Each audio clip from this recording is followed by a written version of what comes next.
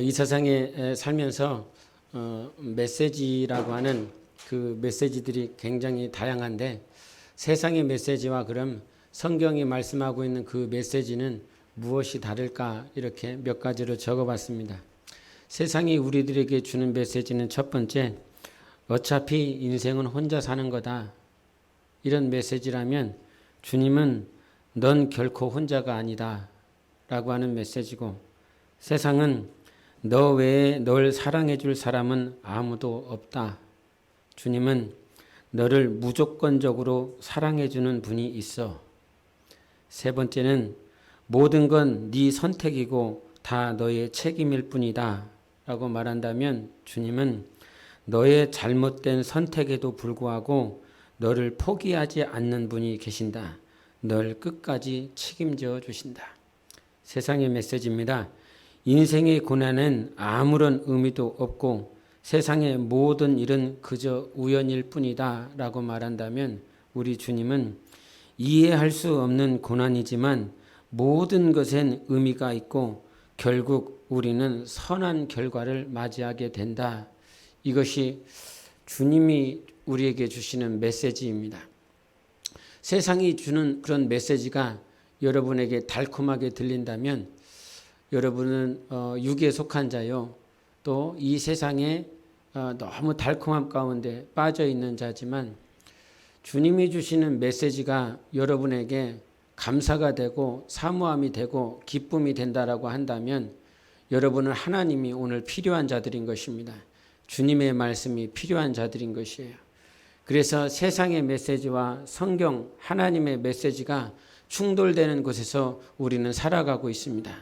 그 충돌되고 살아가고 있는 이 지점에서 주님이 여러분에게 오늘 하셔야 되는 그 말씀이 무엇이냐면, 충돌이 되어지고 있기 때문에 주님이 마태복음 7장 13절부터 14절까지 좁은 문과 넓은 문에 대해서 말씀을 하고 계세요.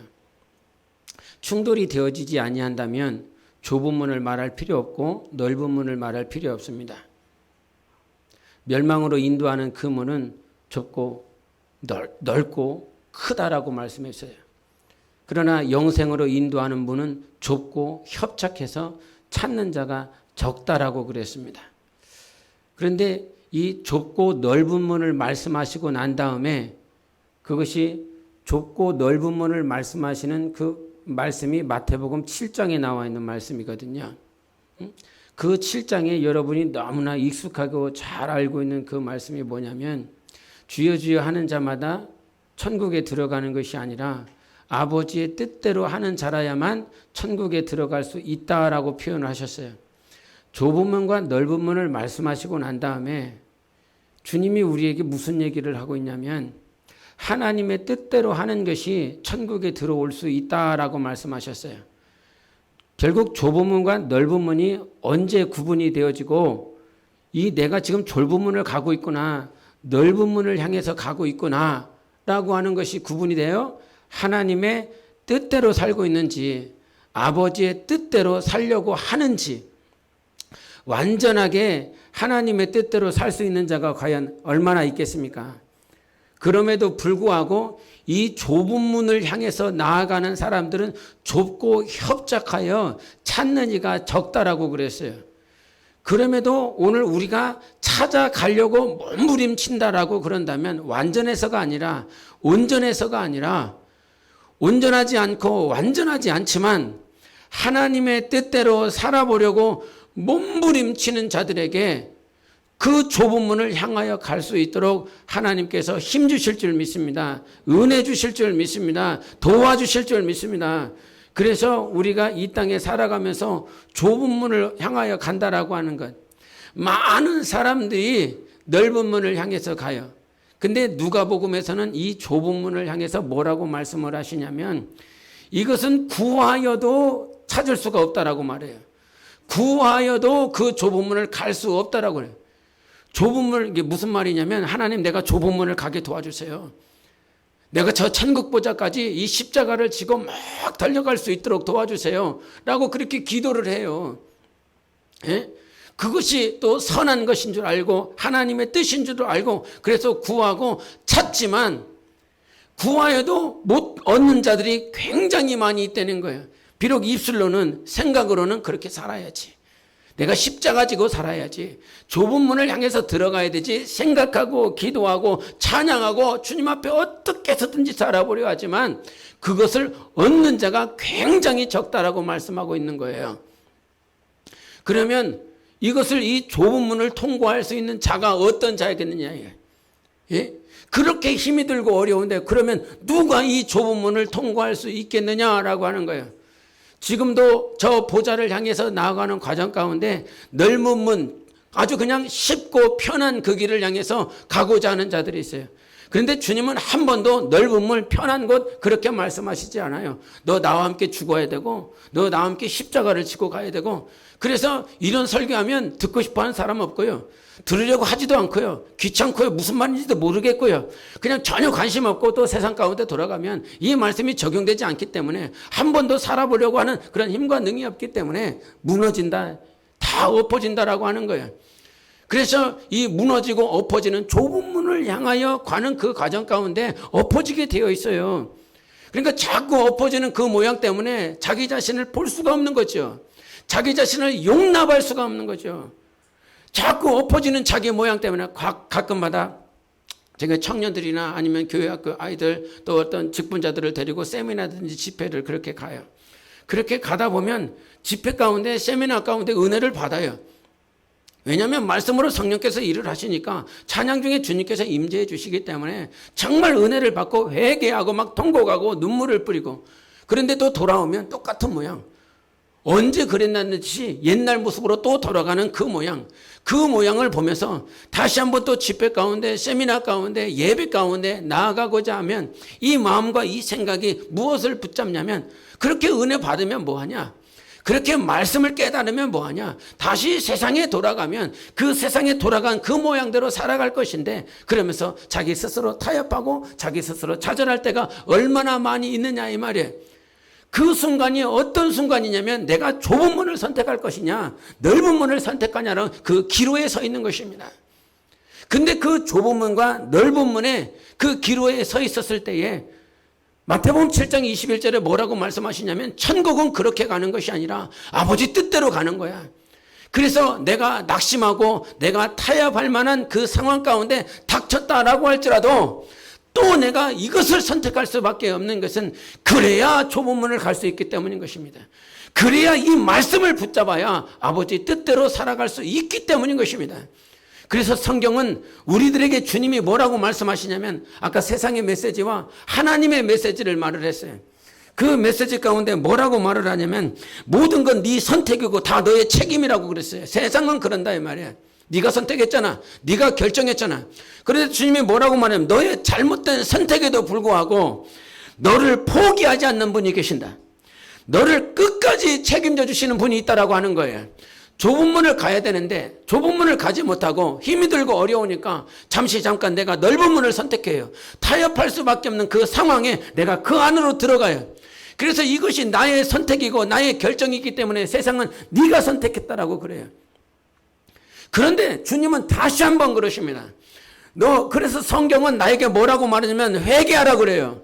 회개가 뭡니까? 돌이키라는 거예요. 주님이 오늘도 우리에게 회개할 수 있는 능력을 주세요. 좁은 문과 넓은 문 가운데서 낙심하고 타협하고 좌절했었던 모든 순간에 우리가 아버지의 뜻대로 사는 것은 무엇이냐면 나는 또 그럴 것인데가 아니에요. 나는 또 엎어질 것인데가 아니에요.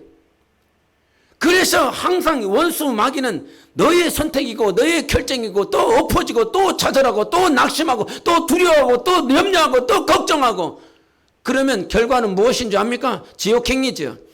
이왕 뿔못이라 이 말이요. 원수 마귀를 위하여 예비해 놓은 그곳을 향해서 가는 거예요. 또 좌절했어. 또 낙심했어. 또 엎어졌어. 또 타협했어. 그러나 아버지의 뜻대로 다시 와. 이것이 하나님께서 우리를 포기하지 않는, 우리를 사랑하시는 증거인 것이에요. 사도 바울이 엎어지려고 했으면 우리는 최소한 예수 믿는 자들을 붙잡아갖고 예루살렘 공회에다 팔아서 감옥에다 넣는 그런 행동은 하지 않았지 않습니까? 다메섹 도성에서 아니면 이 아시아에 있는 그리스도인들, 유대인들, 그들을 다 붙잡아서 감옥에다가 쳐넣는 그 짓거리는 안 했지 않습니까? 스데반을 죽이는 일에 가편투표하여 살인을 저지른 것 아닙니까? 최소한 믿는 자를 직접적으로, 이 육신적으로 살인을 저지른 죄는 없지 않습니까? 없지 않습니까? 그런 나와 사도 바울을 비교한다라고 그런다면 사도 바울은 절대 살 수 없는 존재인 것입니다. 살아갈 희망도 없고 소망도 없는 자인 것입니다. 그런데 빌립보서 3장 13절에 뭐라고 말씀하셨냐? 같이 읽어보시겠습니다. 시작. 형제들아, 나는 아직 내가 잡은 줄로 여기지 아니하고 오직 한 일, 즉 뒤에 있는 것은 잊어버리고 앞에 있는 것을 잡으려고. 앞에 있는 것이 무엇입니까? 하늘의 부름의 상이었습니다. 표 대신 예수 그리스도였습니다. 그가 한 것이 무엇입니까? 뒤를 보지 않겠다는 것입니다. 뒤라고 하는 것이 무엇입니까? 원수 마귀에게 속았어요. 사도 사울이 마귀에게 속았습니다. 귀신에게 속았습니다. 그래서 믿는 자를 쳐 죽였습니다. 찬성하였습니다. 그것을 부르고 아주 자기는 정말 유대교의 그 바리새파를 따라서 종교주의적인 최상의 열심을 내면 나는 하나님을 섬긴 것이라고 했단 말이죠. 나는 하나님을 사랑한 것이고 나는 하나님을 섬긴 것이라고 그러면서 자기의 열심을 자랑했을지도 모릅니다. 그런데 정작 예수 그리스도를 만나고 나니까 자기가 어떠한 짓거리를 했는지 그제서야 하나님께서 보여주셨어요. 너는 나를 대적하고 나를 핍박한다. 예? 주여 누구시니까? 라고 사도 바울이 다메섹 도성에서 물어봤을 때 나는 나사렛 예수요, 너는 나를 박해하고 나를 핍박한다 라고 말을 하고 있다 이 말이죠. 주님이 드러내 주셨어요. 정말 여러분, 우리가 과거의 것들에 붙잡혀 있다라고 그런다면, 타협하고 좌절하고 낙심한 그 순간에 붙잡혀 있다라고 그런다면 우리는 절대로 좁은 문을 향하여 갈 수가 없는 것이라 이 말이에요. 그래서 우리가 이 땅에 살아있는 동안 낙심할 만한 모든 상황 가운데 있었다라고 할지라도 나는 오늘 앞에 계신 예수 그리스도, 내 앞에 계신 예수 그리스도, 표대이신 예수, 나를 부르신 예수, 그 예수 그리스도를 보고 가는 것입니다. 주님을 보고 갈 때에 지금 낙심할 수 있어요. 엎어질 수 있어요. 그러나 주님을 보고 걸어가야 좁은 문을 향하여 들어갈 수 있는 것입니다. 히브리서 4장 15절 16절을 같이 보시겠습니다. 시작. 우리에게 있는 대제사장은 우리의 연약함을 동정하지 못하실 리가 아니요 모든 일에 우리와 똑같이 시험을 받으신 이로되 죄는 없으시니라. 그러므로 우리는 긍휼하심을 받고 때를 따라 돕는 은혜를 얻기 위하여 은혜의 보좌 앞에 담대히 나아갈 것이니라. 아멘. 15절에 뭐라고 말씀하십니까? 우리에게 있는 대제사장은 우리의 연약함을 동정하지 못하실 것이 아니라는 거예요. 그분이 시험을 받으셨어요. 시험을 받고 우리 지난 우리 이제 박성인 권사님하고 잠깐 엘리베이터에서 얘기를 하다가 우리 권사님이 저한테 목사님, 경상도 사투리로 해야 되는데 목사님, 참 나는 내 영이라면서요. 참 나는 내 영인데 왜 이렇게 힘이 들어요? 왜 이렇게 피곤하고 힘들고 그래요? 한마디 이렇게 물어보시더라고요. 왜 힘들어요? 저분은 엄청 기도하시는 분이신데 엄청 기도하고 가면 복음 전하고 누구든지 만나면 예수님 믿으시라고. 나는 깜짝깜짝 놀라요. 그래서 어제 엘리베이터에 타면서 권사님 정말 존경합니다. 내가 한마디 했어요. 그랬더니 사탕 발림인지는 모르겠지만 저도 목사님 존경해요. 뭐 이랬단 말이지. 참 기도 많이 하고 가는 곳곳마다 예수 전하고. 예? 등산하는데 깜짝 놀랐어. 등산하면서 막 올라가는데도 내려오는 사람한테 예수 믿으세요. 예수 믿으세요. 우리는 올라가기도 바쁜데 저분은 예수 믿으시라고 더 전하더라 이 말이야. 복음을 전하고 만나는 자들에게 어떻게 하면 예수를 믿게 할까? 정말 남은 생애를 어떻게 하면 예수 그리스도를 위해서 살까? 기도하고 성경 보고 몸부림치시는 분이시라 이 말이야. 그런데 그분이 하는 말이 그렇게 기도하고 막 성경을 보고 복음을 전하고 예수를 증언하고 예수를 위해서 살아가는 삶인데도 불구하고 왜 이렇게 피곤하냐 이 말이야. 왜 피곤해요? 육신이 있으니까 그런 거죠. 육신이 있으니까. 우리는 육신을 벗어버리면 그 피곤함이 다 사라져버릴 것입니다.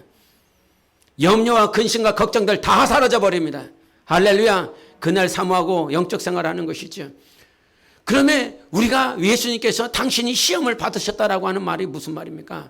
육신을 입고 오셨다는 말이에요. 먹고 마시고 배고프고 추위와 더위와 많은 시험과 환난을 받으셨다라고 하는 거예요. 그래서 주님이 오늘 우리가 육체를 입고 있어서 이 육체로 연약한 것, 육체로 시험을 받을 수밖에 없는, 환난을 당할 수밖에 없는 우리를 향해서 오늘도 동정하시고 긍휼을 베푸시고 채울하신다라고 말씀하시고 있는 거죠. 우리를 하나님께서 긍휼을 베푸시는 하나님이세요. 그래서 뭐라고 말을 하고 있냐면 오늘 시험 받고 있어. 낙심하고 있어. 좌절하고 있어. 하나님의 뜻대로 살지 못해서 코가 저 밑에까지 빠져 있어. 그럼에도 불구하고 하나님께서 오늘 내가 너를 동정하지 못하는 게 아니야. 내가 너에게 긍휼을 베푸지 못하는 것이 아니야 라고 말씀하시며 너 은혜의 보좌에 담대하게 나아라고 말씀해 주셨어요. 엎어졌지만 넘어졌지만 좌절했지만 오늘도 내가 나아갈 수 있는 그 은혜의 보좌 앞에 나아갈 수 있는 것은 무엇이냐면 주님이 나를 긍휼히 여겨주시기 때문인 거예요. 나를 도와주시기 때문인 거예요. 포기하지 않기 때문인 거예요.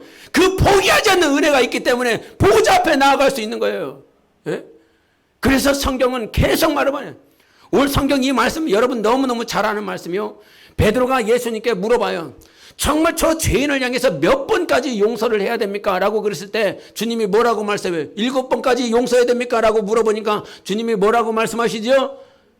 예, 7번씩 70번이라도 하라는 거예요. 몇 번 하라는 거예요? 그럼 토탈 무한대로 하라는 것이죠.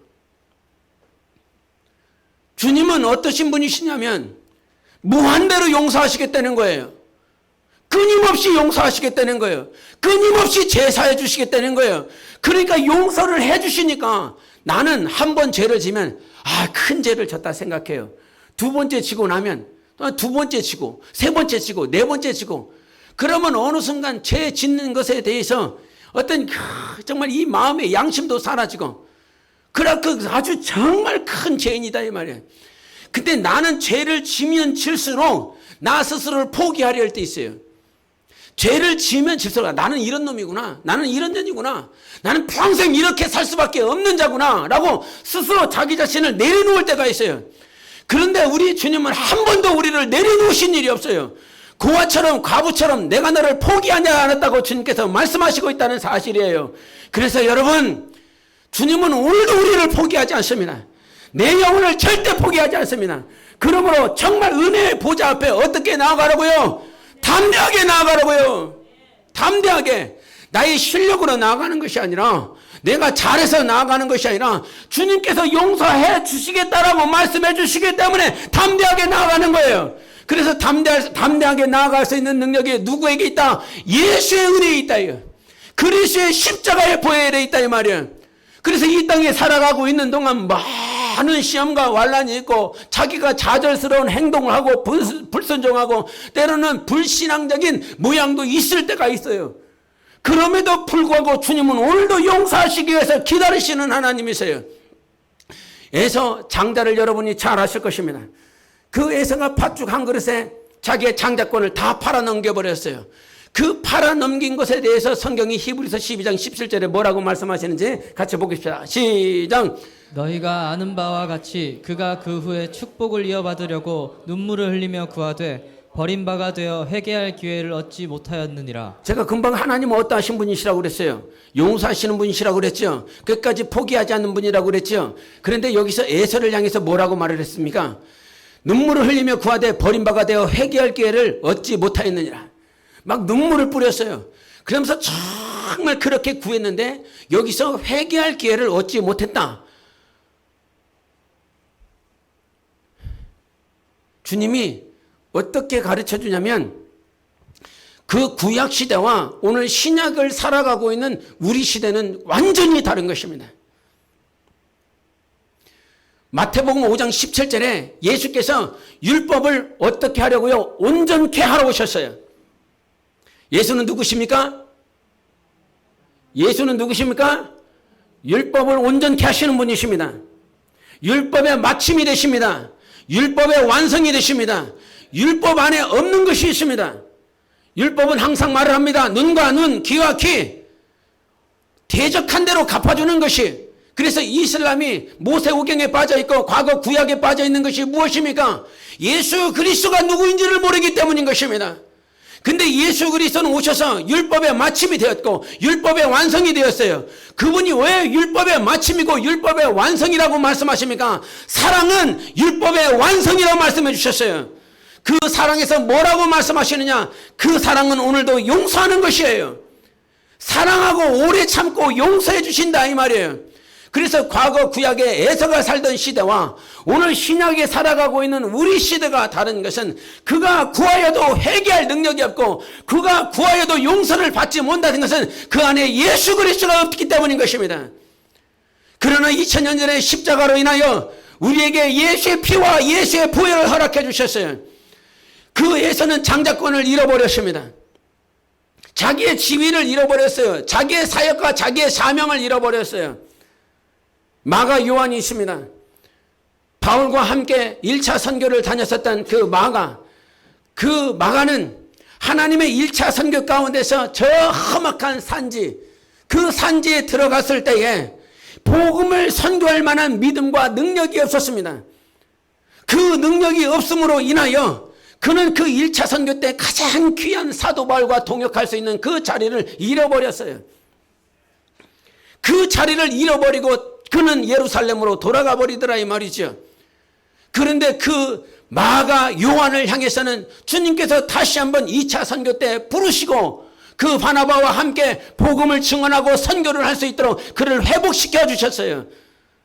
에서와 그 마가 요한의 차이가 무엇입니까? 똑같이 자기가 연약하고 똑같이 자기가 타협하고 엎어진 그 자리입니다. 에서는 그 팥죽 한 그릇의 배고픔 때문에 장자권을 잃어버렸고 마가 요한은 정말 자기가 힘이 들고 믿음이 연약하여 그 자리를 이탈해버렸습니다. 그러면 무엇과 무엇의 차이냐 이 말이에요. 에서와 마가 요한의 차이는 도대체 어디서 오느냐 이 말이에요. 그것은 예수 그리스도의 십자가의 보혈에 있는 것이에요. 예수 그리스도의 은혜, 십자가면 우리에게 모든 용서를 허락해 주시는 분이 바로 하나님 아버지인 것입니다. 아버지는 예수를 통해서 우리에게 은혜를 베풀어 주시고 용서를 베풀어 주세요. 에베소서 1장 7절에 주님이 말씀하십니다. 같이 읽어보십시다. 시작. 우리는 그리스도 안에서 그의 은혜의 풍성함을 따라 그의 피로 말미암아 속량 곧 죄사함을 받았느니라. 아멘. 뭐라고 말씀하세요? 그의 피로 말미암아 속량 곧 죄사함을 받는 거예요. 그래서 예수 피면 된다. 예수의 은혜면 된다. 십자가의 공로면 된다. 우리 주님, 우리 하나님께서 예수의 피를 보고 예수의 보혈을 보고 용서하지 못할 죄는 없다라고 말씀하고 있어요. 히브리서 4장도 보세요. 히브리서 6장을 보세요. 히브리서 6장 같이 읽었습니다. 시작. 타락한 자들은 다시 새롭게 하여 회개하게 할 수 없나니 이는 그들이 하나님의 아들을 다시 십자가에 못 박아 드러내놓고 욕되게 함이라. 이 말씀을 어디에서 하냐면 은사를 맛보고 내세의 능력을 맛보고 성령의 능력 임재를 맛보고 은사를 맛보고. 은사가 뭐 있어요? 은사 뭐 있어요? 방언을 말을 하죠. 여러 가지 방언을 말을 합니다. 방언 통변을 합니다. 귀신을 쫓아냅니다. 안수할 때 귀신이 떠나가고 질병이 낫습니다. 예언을 합니다. 이거 굉장한 하나님의 은혜예요. 은사예요. 선물이에요. 그렇게 성령의 임재를 경험하고 성령의 선물을 경험했음에도 불구하고 타락한 자들은 다시 새롭게 할 수가 없다. 회개할 수가 없다. 그렇게 은사를 맛봤는데 성령의 임재를 경험했는데도 불구하고 타락하면 너 다시는 새롭게 할 수 없고 다시는 회개할 능력이 없다 이게. 근데 이것이 타락한 자들을 무엇인지 쉬운 성경에서 뭐라고 얘기하냐면 여러분 아주 쉬워요. 시작. 그런데 그들이 그리스도를 떠나버렸습니다. 이들을 다시 돌이킬 수 있는 방법은 없습니다. 타락한 자들이 성령의 임재를 경험했어요. 은사를 경험했어요. 그럼에도 불구하고 그들 가운데서 그리스도를 떠나버리는 자들이 있다 이 말이에요. 성령을 경험해서도 예수 그리스도를 떠나는 사람들이 온다. 이 말은 무슨 말씀을 하고 있냐면 예수 그리스도 안에 있으면 하나님은 항상 우리에게 회개의 능력을 주시는 분이십니다. 예수 그리스도는 떠나지 마. 예수는 떠나지 말아라. 어떠한 상황이 있어도 어떠한 문제가 있어도 그리스도는 떠나지 말아라. 그리스도 안에 있으면 하나님께서 다시 용서해 주시고 다시 회개할 수 있어. 그러나 그리스도를 떠나면 타락한 자들은 새롭게 할 수 없고 회개케 할 수 없느니라 라고 말씀하고 있는 것이에요. 그래서 어떻게 해서든지 예수를 붙잡고 예수 안에서 살아가야 되는 것입니다. 그것이 하나님의 우리를 향한 뜻이에요. 아버지의 뜻이에요. 아버지의 뜻. 좁은 문을 가려면 어떻게 해야 돼? 넘어지고 엎어지고 사울처럼 엎어지는 순간들이 있어요. 그렇게 에서처럼 장자권을 내동댕이 칠 때도 있고요. 마가 요한처럼 사역을 감당할 수 없어서 정말 믿음이 연약하여서 같이 선교에 동참하지 못하는 연약한 모양도 있을 수 있어요. 그러나 자기의 연약함과 불신앙적인 모양과 불순종의 모양 때문에 엎어지는 한이 있어도 누구는 떠나지 말아라. 그리스도는 떠나지 말아라. 예수 그리스도를 붙잡고 살아라. 그래야 좁은 문을 완성할 수 있는 거예요. 이 좁은 문에 끝까지 들어갈 수 있는 것이라 이 말이에요. 그래서 이 땅에 있는 동안 자기의 수많은 어려움들, 자기 정말 영적인 많은 어려움과 고통이 있을 수 있지만 절대 예수, 나 영혼아 예수를 붙잡으라. 3번 시작. 나 영혼아 예수를 붙잡으라. 나 영혼아 예수를 붙잡으라. 나 영혼아 예수를 붙잡으라. 아멘. 그래야 우리는 끝까지 갈 수 있어요. 여기서 예수 그리스도 안에 있으면 우리는 회개할 수 있습니다. 예수 그리스도 안에 있으면 우리는 용서함을 받을 수 있습니다. 그리고 주님께서 우리가 새 침례 요한을 통해서 마태복음 3장 11절에 하신 말씀이 있는데 이 말씀 한번 보십시다. 시작. 나는 그의 신을 들기도 감당하지 못하겠느라.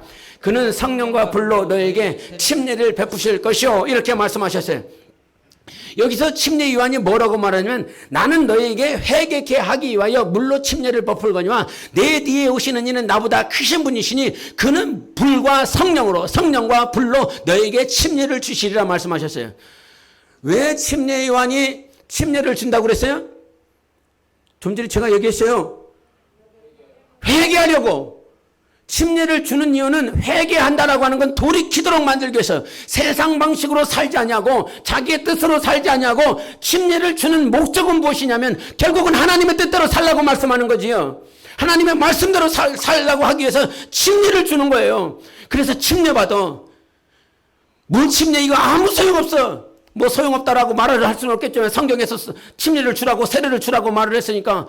그러나 정말 우리 주님께서 원하시는 침례는 이 광야 가운데서 침례를 완성하는 거예요. 아버지의 뜻대로 사는 것이 바로 침례를 완성하는 것이라 이 말이에요. 근데 이 침례 요한이 너희를 회개케 하기 위해서 나는 물로 침례를 주지만 예수 그리스도가 오시면 침례를 줄 때 무엇과 무엇으로 준다고 그랬어요? 성령과 불로 주겠다라고 말을 해요. 그러면 성령과 불로 침례를 주는 이유는 뭘까요? 모르겠어? 침례 요한은 왜 물로 침례를 줬어요? 회개케 하려고. 그러면 예수 그리스도는 성령과 불로 침례를 왜 줄까요? 몰라? 대답하기 싫어? 회개를 할 수 있는 능력은 성령과 불로 가능해요. 성령이 임하면 나타나는 현상은 첫 번째 역사는 무조건 회개 역사예요. 그 어디를 보고 그 누구를 찾아봐도 너 성령 모셨냐? 그러면 성령 모셨을 때 어땠냐라고 그러면 나 같은 죄인이 없었습니다. 그전까지는 아주 잘 살아왔어. 착하게 살아왔어. 선하게 살아왔어. 나는 법 없이도 살 사람이요. 아마 이 중에는 여러분들 가운데서는 법 없이도 살 사람이라고 하는 인격적으로 훌륭한 사람들이 혹 있을 수 있었을 것입니다. 그러나 성령이 임하시면 어떻게 말하는지 압니까? 그게 죄야. 하나님 없이 살려고 하는 법. 하나님 없이도 살아가는, 세상에서는 법 없이도 선하게 살아갈 수 있는 너라고 하는 그 존재가 하나님 없이 살아가고 있기 때문에 그것이 죄다라고 가르치면 나 같은 죄인이 없구나, 나같이 큰 죄를 범한 죄가 없구나 라고 말하면 성령께서 계속 가르쳐 주신다 이 말이죠. 그래서 성령이 임하면 회개의 역사가 일어나는 줄 믿습니다. 성령을 모셔드리세요. 성령을 모셔드려야 돌이키는 게 가능하다니까요. 성령을 모셔드려야 회개가 가능하고, 성령을 모셔드려야 정결한 삶을 살아야 되겠구나, 성령을 모셔드려야 거룩하게 살아야 되겠구나, 성령을 모셔드려야 아버지의 뜻대로 살아야 되겠구나. 이게 가능한 것입니다.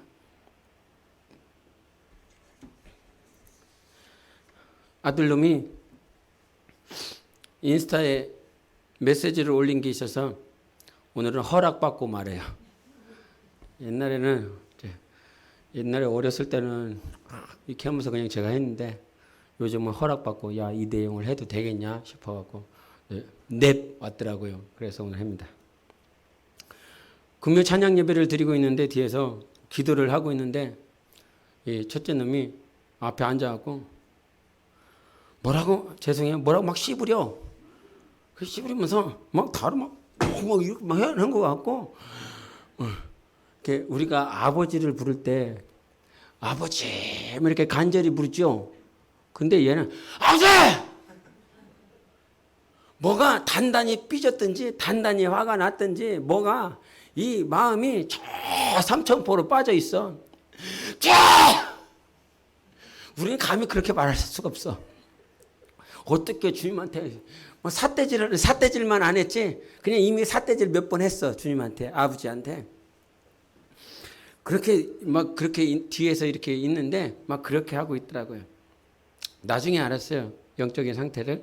그 상태에 대해서 얘기를 하는 거예요. 금요 찬양 예배 전의 상태입니다. 이번 한 주간 예수님을 한 번도 생각 안 한 내가 너무 분하다. 너무 열받는다. 이번 주에는 바뀌어야지 다짐했음에도 제자리인 내가 너무 짜증난다.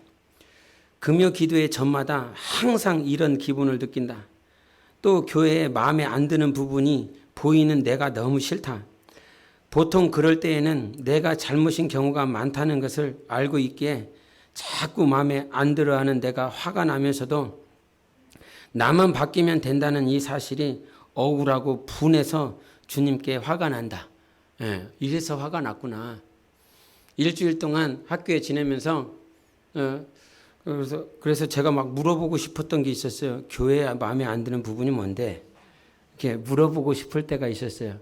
아마 여러분도 큰 교회든 작은 교회든 열심을 내다 보면 그냥 교회만 왔다 갔다 하시는 분들에게는 보이지 않습니다. 목사 옆에 가까이 있으시는 분들, 또 중직이라고 하시는 분들에게는 교회에 조금 이렇게 안 좋아 보이는 그런 부분들이 보일 수 있는데 목사 아들이기 때문에 목사 아들로서 목사 옆에 있기 때문에 그런 부분들이 보이지 않을까 싶어요. 근데 나중에 알았어요. 그냥 짐작이에요. 아직 제가 직접적으로는 들어보지 않았어요. 교회에 마음에 안 드는 부분이 뭐냐면 자기는 학생인데 이 학생이 학생 때는 뭐 해야 돼요? 뭐 해야 돼? 빨리 귀환시켜. 빨리 귀가시켜. 응? 학생 때는 공부를 하게 해야 되는데 우리는 막 연락해갖고 왜 수요예배 안 드리냐고. 예배 드려야지. 멀리 떨어져 있으면 영상으로라도 예배를 드려야지. 막 이런 식으로 했거든요. 근데 이 녀석은 공부를 열심히 하고 싶은 눈치라 공부를 하려면 하루에 최소한 몇 시간은 보장이 돼야 되는데 예배를 드리면 못한대요. 운동을 하지 마 차라리. 그런 마음들이 어떻게 해서든지 이렇게 영혼을 하나님 앞에 예배하고 영혼을 살리고 싶은 교회와 또 자기의 어떤 비전과 미래가 이렇게 충돌되는 그 지점이 있다 보니까 많이 이렇게 교회가 이해를 해줬으면 좋겠다라고 하는 그런 모양들이 목사의 아들임에도 불구하고 있을 것 같아요. 아마 여러분들은 더 많이 있지 않을까 이런 생각을 좀 해보게 되는데 찬양 예배 드리고 난 다음에 이제 했습니다. 뭐라고 얘기했냐면 감사했던 금요 기도에 회개가 도무지 안 될 것 같던 감정을 주님께서 깨트려 주시고 회개케 하시고 나의 연약함과 보혈의 능력을 고백케 하셨다. 뿐만 아니라 교회를 위해 기도하게 하시고 교회가 다시 회개하며 세워질 날을 위해 기도하게 하셨다. 금요 기도회 전에 내가 가지고 있었던 마음과 생각을 주님께서 하시고 딱 필요한 기도를 하게 하셨다. 신기한 경험이었다. 이렇게 하면서 마무리가 됐어요. 자기의 감정을 어떻게 추스릴 수가 없었던 금요 찬양 예배 전. 그런데 성령께서 이렇게 만져주셨어요. 뭐 아버지라고 퉁명스럽게, 주님이라고 퉁명스럽게 외쳤었던 그의 심령, 그의 감정을 하나님께서 회개하게 해주셨다는 거야. 회개하게 하고 나니까 회개 전에는 교회의 부정적인 모습들, 마음에 들지 않는 모양들로 자기 안에 있었던 그 모양들이 회개하고 나니까 교회를 위해서 기도해야 되겠구나. 교회를 하나님께서 세우기를 원하시는구나 라고 하는 관점이 완전히 바뀌어지는 것 아닙니까? 내가 하나님의 뜻대로 살 것이냐, 내 뜻대로 살 것이냐, 어디서 바뀌냐면 성령이 나를 잡아주시고 성령이 내 안에 회개를 허락하실 때에 비로소 내 삶의 방향과 감정도 막 이렇게 바뀌더라고요. 제가 왜 좀 전에 울컥했냐면 금요 찬양 예배 때 막 너무 울었던 것 같아요. 막 찬양을 제대로 못해갖고 막 눈물 콧물을 막 쏟았어요. 그러면서 교회를 위해서 막 기도했었거든요. 교회를 살려달라고.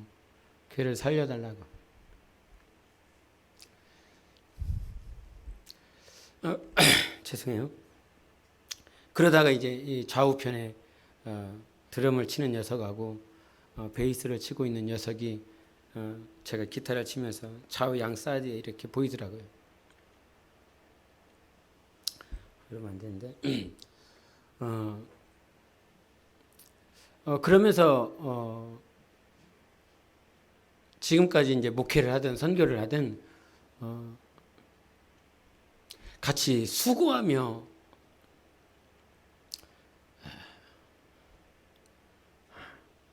왔던 애들의 모습이 이렇게 보이더라고요. 일주일 동안 학교에서 생활하다가 또 와서 드럼을 치고 베이스를 치고 있는 애들의 모양이 계속 이렇게 성령께서 이렇게 보여주게 하셨어요. 지금까지 주님의 교회를 세우기 위해서 네가 수고한 것 같지만, 네가 목회한 것 같지만 얘네들이 있었다는 거예요.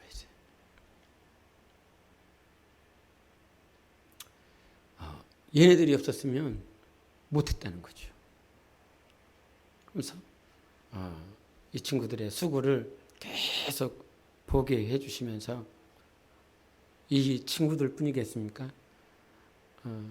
같이 주님의 나라를 세우기 위해서 수고하고 있는 우리 중장년, 또 우리 청년들, 영혼들, 이 모습들을 보면서 굉장히 마음이 울컥했어요.